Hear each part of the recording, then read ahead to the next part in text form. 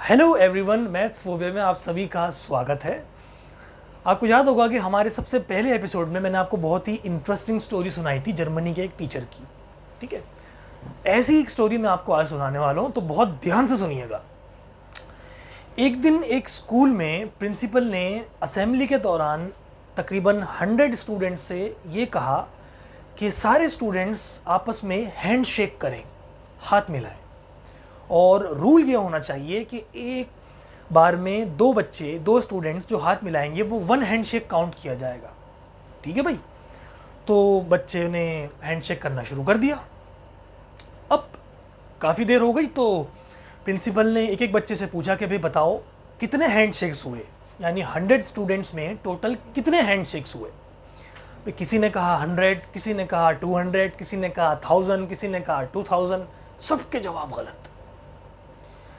तो एक स्टूडेंट जो उन 100 स्टूडेंट्स में नहीं था, उसने अपना हैंड रेज किया और कहा ma'am may I give the answer. Ma'am ने कहा श्योर। उसका जवाब था 4950, यानी 4950, बिल्कुल सही जवाब। तो प्रिंसिपल मैम ने उसे अपने पास बुलाया और कहा कि बेटा आपका जवाब तो बिल्कुल ठीक आया, ये आपने कैसे किया, ज़रा मुझे समझाओ। तो उसने कहा कि मैडम जी मेरा जवाब जो है वो सिर्फ 10 सेकंड में आ गया था, लेकिन मैं खामोश था, मैं देखना चाहता था कि किसी और का जवाब भी सही आएगा या नहीं। तो मैडम ने बाकी बच्चों से पूछा कि भाई आपका जवाब गलत आया है, उनमें से कुछ जवाब सही भी थे, तो सही वाले से पूछा कि आपने किस तरह किया। तो बच्चे बोले कि जी मैम हमने तो ऐसा किया कि 1 से लेकर 100 तक बच्चों को लाइन में खड़ा कर दिया, और पहले बच्चे ने अपने आप को छोड़ के 99 हैंडशेक्स करे। तो सेकंड बच्चा था, उसने पहले वाले को और अपने आप को छोड़ के 98 हैंडशेक्स करे, एंड सो ऑन। जो लास्ट वाला बच्चा था उसने सिर्फ 1 हैंडशेक किया।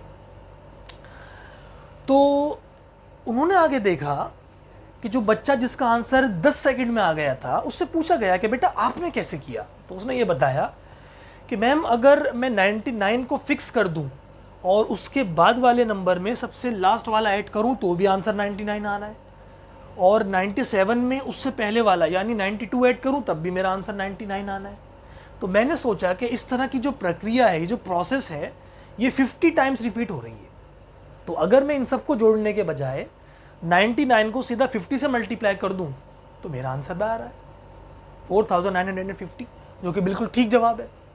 प्रिंसिपल ने उसे बहुत अप्रिशिएट किया। तो कहने का मतलब ये था कि मैथ्स को अपनी रियल लाइफ में भी आप लोग अप्लाई कर सकते हैं।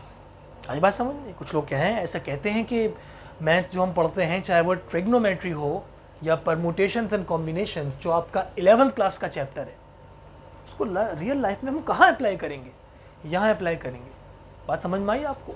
और 11th स्टैंडर्ड की जो मैथमेटिक्स है वो 1 से लेकर 12 तक की मैथ्स में सबसे टफ मानी जाती है। उसका एक चैप्टर है परमुटेशंस एंड कॉम्बिनेशंस, तो उसमें जो कॉम्बिनेशन है ये उसका टॉपिक है। आपको बात समझ में आई? 2019 में ऋतिक रोशन की एक फिल्म आई थी सुपर 30, जिसमें उन्होंने बहुत ही फेमस मैथ्स के टीचर आनंद कुमार का रोल प्ले किया था। उसमें उन्होंने अपने 30 स्टूडेंट से एक सवाल पूछा था कि अगर आपस में आप लोग हैंड शेक करें, यानी 30 बच्चे अगर आपस में हैंड शेक करें तो कितने हैंड शेक टोटल हुए। तो उसका मैं आपको बता दूं, इसी के साथ कनेक्शन है। स्टूडेंट्स थे टोटल 30 स्टूडेंट्स थे। तो शॉर्टकट ट्रिक आप याद रखिएगा, चाहे कितने लोग हों उसमें हैंडशेक हों तो किस तरह निकाला जाता है, इवैल्यूएट किया जाता है। तो 30 में से एक कम कीजिए 29, और इसका आधा कर दीजिए 15, तो आपका जवाब आएगा 435। सपोज़ कीजिए अगर 10 लोग हैंडशेक करेंगे तो 10 का आधा कर दीजिए 5, और 10 में से एक कम कर दीजिए 9, तो 45 यानी 45 हैंडशेक्स होंगे। ठीक है। तो कल अगर आपसे कोई पूछे कि कुछ लोग हैं अगर और उनमें हैंडशेक हुए तो बताओ कितने हैंडशेक हुए, तो आप बता सकते हैं। ठीक है।